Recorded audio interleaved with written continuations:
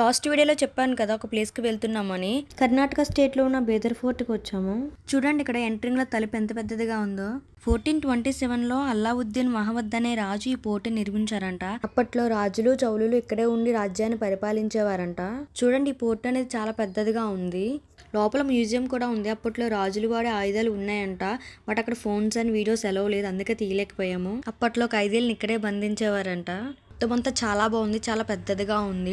కొన్ని photos videos తీయలేకపోయాము. ఇంకా అక్కడ నుంచి సిక్కులకి పవిత్రమైన గురునానక్ జీరా సాహిబ్ కి వెళ్ళాము. లోపలికి వెళ్ళాలంటే ఖచ్చితంగా తలకి క్లాత్ కట్టుకొని వెళ్ళాలి, లేదంటే లోపలికి వెళ్ళనివ్వరు.